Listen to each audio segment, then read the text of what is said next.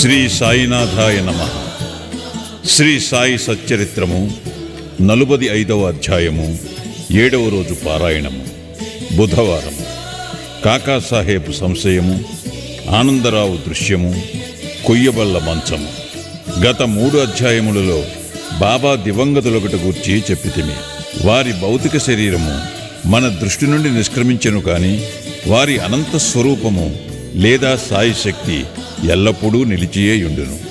ఇప్పటి వరకు వారి జీవితకాలములో జరిగిన లీలలను చెప్పితిమి. వారు సమాధి చెందిన పిమ్మట క్రొత్త లీలలు జరుగుచున్నవి. దీనిని బట్టి బాబా శాశ్వతముగానున్నారనియు తమ భక్తులకు పూర్వము వలె తోడ్పడుచున్నారనియు తెలియచున్నది. ఎవరైతే బాబా సమాధి చెందకముందు వారిని చూచిరో వారు నిజముగా అదృష్టవంతులు. అట్టి వారిలో ఎవరైనా ప్రపంచ సుఖములందు వస్తువులందు మమకారము పోగొట్టుకొనిచో వారి మనసులు భగవత్పరము కానిచో అది వారి దురదృష్టమని చెప్పవచ్చును. అప్పుడే కాదు, ఇప్పుడు కూడా కావలసినది బాబాయందు హృదయపూర్వకమైన భక్తి. మన బుద్ధి, ఇంద్రియములు, మనస్సు బాబా సేవలో ఐక్యము కావలను. కొన్నిటిని మాత్రమే సేవలో లయము చేసి తక్కిన వానిని వేరే సంచరించినట్లు చేసినచో ప్రయోజనము లేదు. పూజ కాని ధ్యానము కాని చేయ పూనుకునిచో దానిని మనఃపూర్వకముగాను ఆత్మశుద్ధితోడను చేయవలను. పతివ్రతకు తన భర్తయందు గల ప్రేమను భక్తుడు గురువునందు చూపవలసిన ప్రేమతో పోల్చెదరు. అయినప్పటికీ మొదటిది రెండవ దానితో పోల్చుటకే వీలులేదు. జీవిత పరమావధిని పొందుటకు తండ్రి కాని, తల్లి కాని, సోదరుడు కాని, ఇంకా ఏ ఇతర బంధువులు ఎవ్వరు గాని తోడ్పడరు. ఆత్మ సాక్షాత్కారమునకు దారిని మనమే వెదుకుని ప్రయాణము సాగించవలను.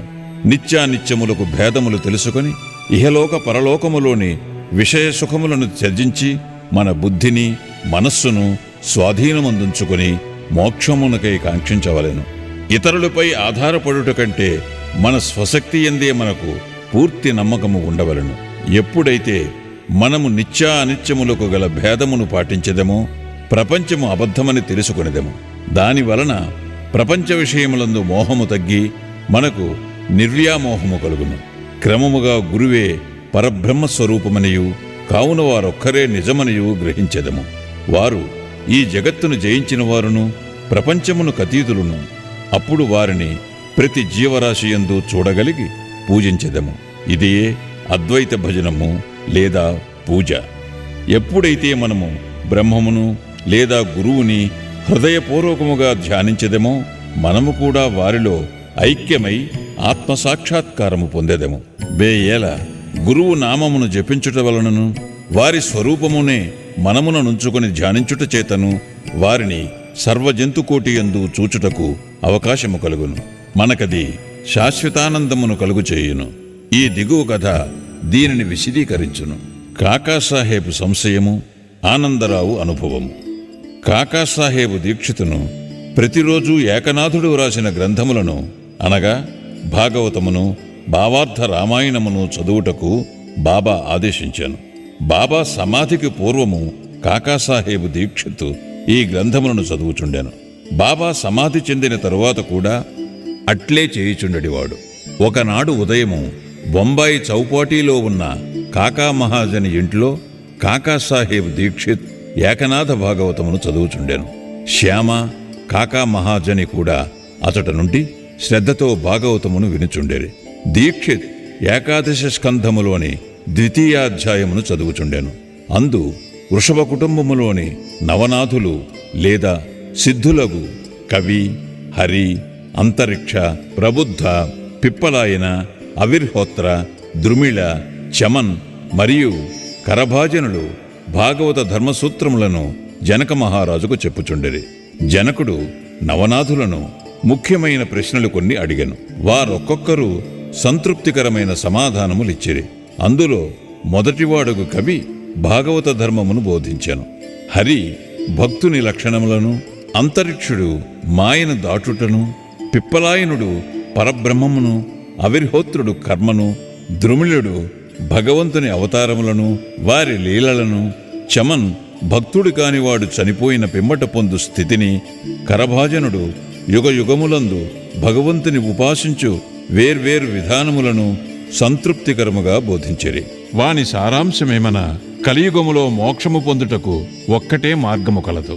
అదేమన గురుని లేదా హరి పాదార విందములను స్మరించుట. పారాయణ ముగించిన పిమ్మట కాకాసాహెబ్ నిరుత్సాహముతో శ్యామాతో ఇట్లనెను. నవనాథులు భక్తి విషయమే చెప్పినది ఎంత అద్భుతముగానున్నది. దానిని ఆచరించుట ఎంత కష్టము. నవనాథులు పూర్ణజ్ఞానులే కాని మన వంటి మూర్ఖులకు వారు వర్ణించిన భక్తిని పొందుటకు వీలగునా? అనేక జన్మలెత్తినను మనము దానిని సంపాదించలేము. అట్లయిన మనకు మోక్షము వచ్చుటట్లు. కాబట్టి అట్టి దానిని మనం ఆశించరాదని తెలియచున్నది. కాకాసాహెబ్ నిరుత్సాహము, నిరాశలు శ్యామ ఇష్టపడలేదు. వెంటనే అతడు ఇట్లనెను. ఎవరైతే వారి అదృష్టవశముచే బాబా వంటి ఆభరణమును పొందిరో అట్టివారు నిరాశ చెంది ఏడ్చుట విచారకరమైన సంగతే. వారికి బాబాయందు నిశ్చలమైన విశ్వాసమే ఉన్నచో వారు నిరాశ చెందనేలా? నవనాథుల భక్తి బలమైనదై ఉండవచ్చును గాని మనది మాత్రము ప్రేమానురాగాలతో నిండి ఉండలేదా? హరినామస్మరణము, గురునామస్మరణము మోక్షప్రదమని బాబా నొక్కి చెప్పి ఉండలేదా? అట్లయినచో భయమునకు గాని ఆందోళనకు గాని అవకాశమేది?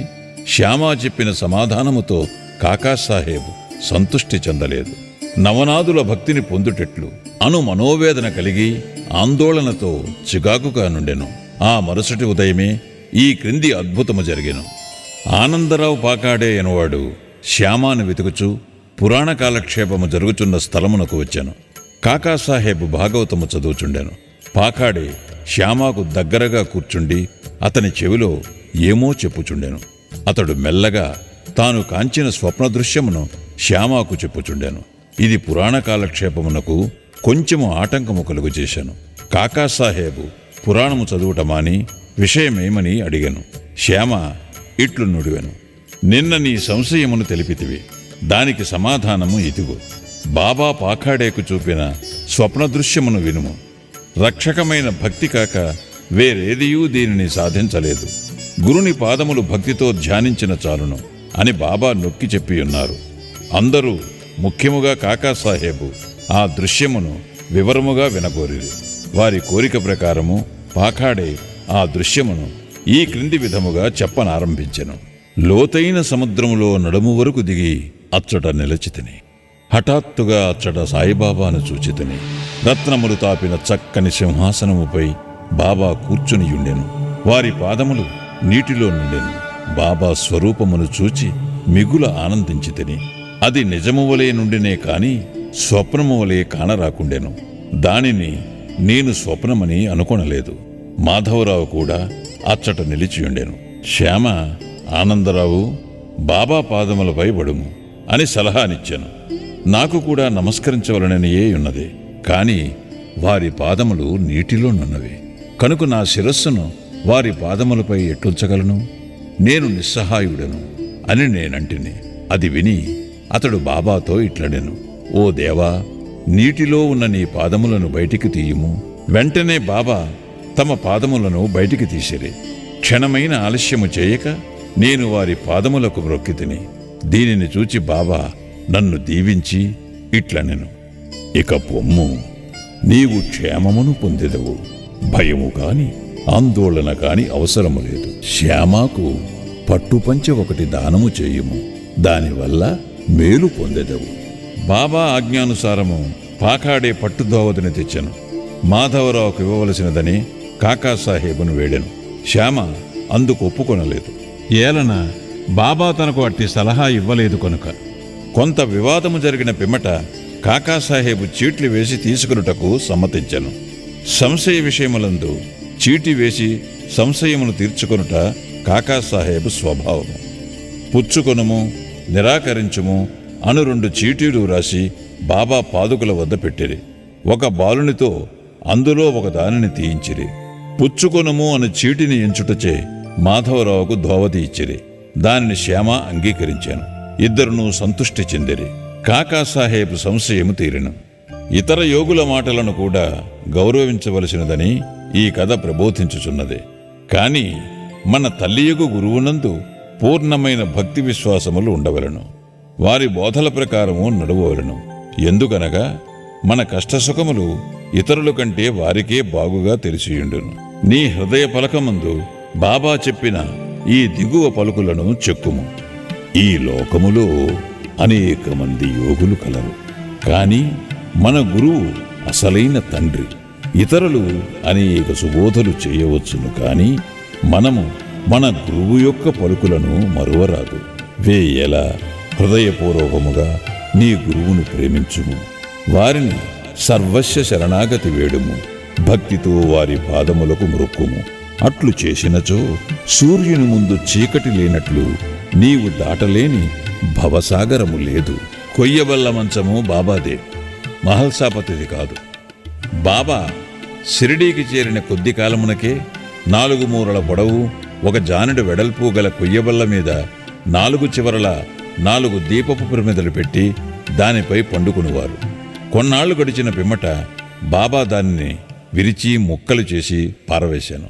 ఒకనాడు బాబా దాని మహిమను కాకాసాహేబుకు వర్ణించి చెప్పుచుండాను.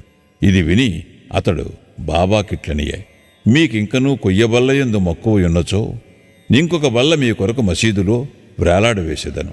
దానిపై మీరు సుఖముగా నిద్రించవచ్చును. అందుకు బాబా ఇట్లనెను, మహల్సాపతిని దిగువ విడిచి నేనొక్కడినే పైన పండుకొనుటకిష్టము లేదు. కాకాసాహేబు ఇట్లనెను, మహల్సాపతి కొరకు ఇంకొక బల్లను తయారు చేయించెదను. బాబా, అతడెట్లు బల్లపై పరుండగలడు? బల్లమీద అంత ఎత్తున పడుకొనుట సులభమైన పని కాదు. ఎవరు మిక్కిలి పుణ్యవంతులో వారే పండుకొనగలరు. ఎవరైతే కండ్లు తెరచి నిద్రించగలరో వారికే అది వీలగును. నేను నిద్రపోవునప్పుడు మహల్సాపతిని నా ప్రక్కన కూర్చుండి తన చేయి నా హృదయముపై నుంచమనెదను. అచ్చటు నుండి వచ్చు భగవన్నామస్మరణమును వినుమనెదను. నేను పండుకొనినచో నన్ను లేవగొట్టుమనెదను. దీనినే అతడు నెరవేర్చలేకున్నాడు. నిద్రతో కునుకుపాట్లు పడుచుండును. నా హృదయముపై వాని చేతి బరువును గమనించి ఓ భగత్ అని పిలిచెదను. వెంటనే కండ్లు తెరచి కదులును. ఎవడైతే నేలపై చక్కగా నిద్రించలేడో, ఎవడు కదలకుండా ఉండలేడో, ఎవడు నిద్రకు సేవకుడో వాడు ఎత్తైన బల్ల మీద ఎట్లు పండుకొనగలడు అనెను. అనేక పర్యాయములు బాబా తన భక్తులయందు ప్రేమచే ఇట్లనెను, మంచి కాని చెడ్డ కాని ఏది మనదో అది మన దగ్గరనున్నది, ఏది ఇతరులదో అది ఇతరుల వద్దనున్నది. శ్రీ సాయినాథాయ నమః. 45వ అధ్యాయము సంపూర్ణము. సద్గురు శ్రీ సాయినాథార్పణమస్తు. శుభం భవతు.